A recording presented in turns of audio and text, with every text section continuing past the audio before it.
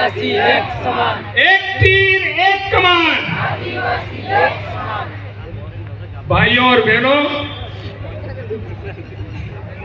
आज हम विश्व आदिवासी दिवस मना रहे हैं और ये 9 अगस्त का दिन है।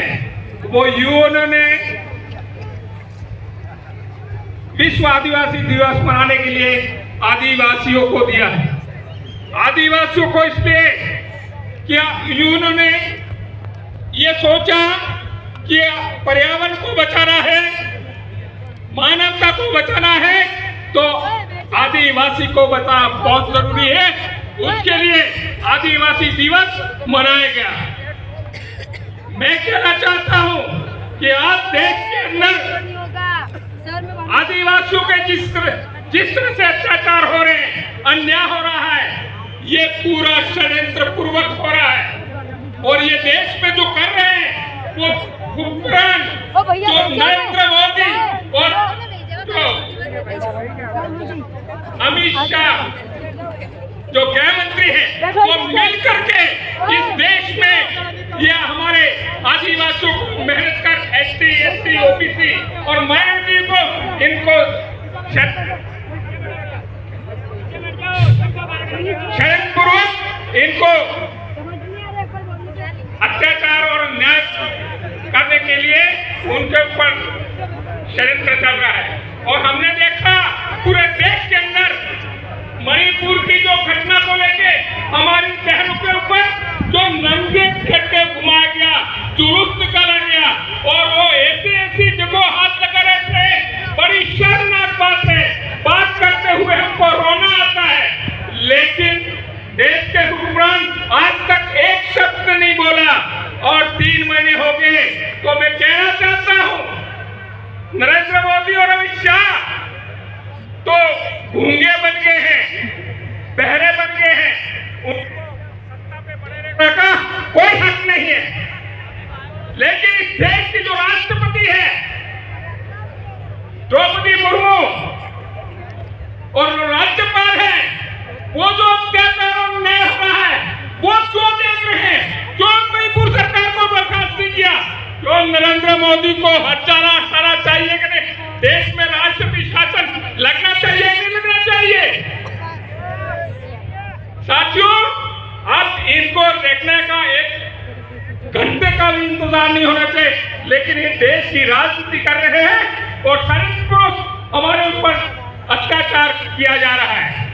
तो मैं साथियों कहना चाहता हूं कि पूरे देश के अंदर चाहे कांग्रेस हो चाहे बीजेपी हो, आपने देखा होगा विश्व आदिवासी दिवस जब हम शुरुआत में मनाते थे तो लोग विरोध करते थे और क्या कहते थे बीजेपी वाले कि विश्व वनवासी दिवस, यानी कि आदिवासी का नाम पसंद लेना नहीं चाहते थे और जोहर का विरोध करते थे। आज आदिवासी परिवार की बदौलत पूरे देश के अंदर जोहर जोहर जोहर हो गया और जो विरोध करते थे वो भी जोहर का नाम लेना शुरू कर दिया। ये हमारी बहुत बड़ी उपलब्धि है। और आज देख रहे हैं हम सारी पार्टियों के लोग तो बोल ही रहे हैं, लेकिन आज विश्व आदिवासी दिवस के दिन कांग्रेस पार्टी राजनीति कर रही है। हमारे आदिवासियों का जो दिवस था उसको भी वो मानकर पे आकर के शरण ग्रुप ये चाहते हैं कि आदिवासियों का विश्व दिवस है उसको हम अडॉप्ट कर ले। लेकिन उनकी ये जो मंशा है वो कामयाब नहीं होने वाली है। और आज हमने देखा कि उनकी जो गाड़ियां जा रही थी उसमें भी भील प्रदेश का झंडा लगा हुआ था, जय जोहर का झंडा लगा हुआ था। तो उनको भी अब तो शर्म आनी चाहिए, तुम या तो भील प्रदेश की घोषणा करो। इसलिए मैं कहना चाहता हूं कि अब ये समय आ गया है पूरे देश के आदिवासियों का। पूरे देश के आदिवासी कोई पार्टी नहीं होती है। पूरे देश के आदिवासियों को जो अत्याचार हो रहे हैं, अन्याय हो रहा है, उसके खिलाफ हमको एक आवाज के साथ में खड़ा होना पड़ेगा। और जहां दिखानी पड़ेगी।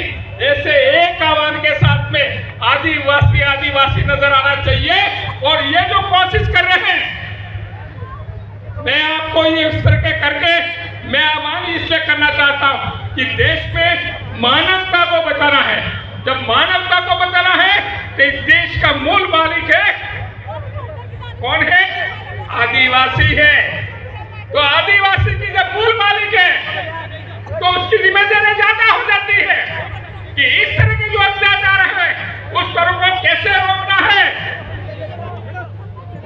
इसलिए अभी जो पार्टियां है, अभी जो व्यवस्था है, अभी जो संविधान है, उसको तहस नहस करना चाहते हैं।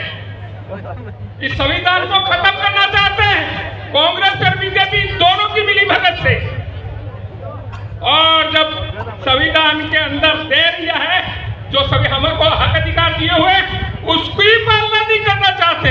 हमने विधानसभा में जाके बोला कि 5वीं अनुसूची लागू करो, लेकिन तैयार नहीं है। आदिवासी सलाहकार परिषद है, उसके अंदर मुख्यमंत्री अध्यक्ष बना हुआ बैठा है। और वो मुख्यमंत्री, हमने पूछा कि अध्यक्ष को आदिवासी को बनाओ, आप कैसे बने हुए हो, आपको छोड़ देना चाहिए। तो क्या बोलते, मैं अध्यक्ष हूं क्या? अरे वो आश्चर्य से हमको पूछ रहा था कि हम अध्यक्ष हैं क्या, जब उसको यही मालूम नहीं है कि इस तरह से धोखा में रखे आदिवासियों के साथ अन्याय 5 साल तक लगातार किया। इसलिए हम कहना चाहते हैं कि मानगढ़ की राजनीति राहुल और फाहुल जो आ रहे हैं तो वो वापस जाइए अपने। और इस इलाके में केवल और केवल आदिवासियों की चलेगी। हम चाहते ही नहीं चाहते, हम किसी तरह का दबाव नहीं चाहते, हम अत्याचार नहीं करना चाहते, लेकिन इस मानवता को बचाना है तो निश्चित रूप से मानवता को बचाना है तो हमको निश्चित रूप से आगे आना पड़ेगा। और हम चाहते हैं सारे लोग मिलकर के, जो न्यायप्रिय हैं, जो संविधान को मानने वाले हैं, वो लोग सब हम मिल करके इस व्यवस्था को बदलें। और ऐसी आपने देखो, मैं क्योंकि गट्टा उजागर नहीं करना चाहता है लेकिन ये जो देश के अंदर एक एक उजागर का हमारा खून है, फूल उठता है, हमको रोना आता है। लेकिन भाइयों, रो के भी करें क्या, रो के भी करें क्या? हम इससे चाहते हैं कि जो हमारे हुक्मरान हैं और हमारे यहाँ पे जो कलेक्टर, हमारे जो अधिकारी है, उनको भी नहीं शर्म आती है कि इस तरह से ये जो अन्याय हो रहा है उसमें आदिवासियों के साथ में खड़ा होना चाहिए, लेकिन उनको भी ये समझ में नहीं आ रहा है। इसलिए मेरे भाइयों, मेरे पत्रकार बंधुओं, आप सबसे मेरा अनुरोध है कि आप चुप मत रहिए, आप चुप मत रहिए, आप भी हमारे साथ आइए और कंधे से कंधा मिला करके हम चाहते हैं कि किसी के साथ अन्याय नहीं हो, किसी के साथ अन्याय नहीं हो, ऐसी व्यवस्था होनी चाहिए। और हमारा जो संविधान में हमको अधिकार दे रखा है, उस अधिकार की पूरी तरह से पालना के लिए हम आगे मिल करके आवे। और हम सबके ऊपर एक जबरदस्त जिम्मेदारी है, आदिवासियों के ऊपर, क्योंकि हम मूल मालिक है, मूल वारिश है, हमारे ऊपर जिम्मेदारी है। जिम्मेदारी ये है कि हम अनुशासन का पालन करते हुए, संविधान को मानते हुए हम एक मंच पे आ जाए।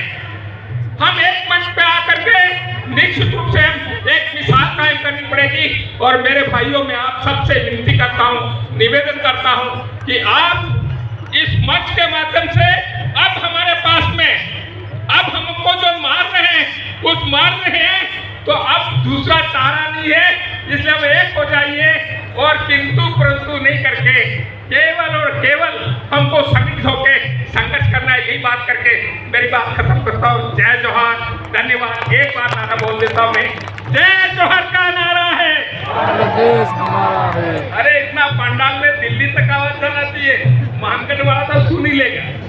अरे जय जोहार का नारा है, भारत देश हमारा है, जय जोहार का नारा है, भारत देश हमारा है, एक तीर एक समान, आदिवासी एक समान। धन्यवाद। आदरणीय विधायक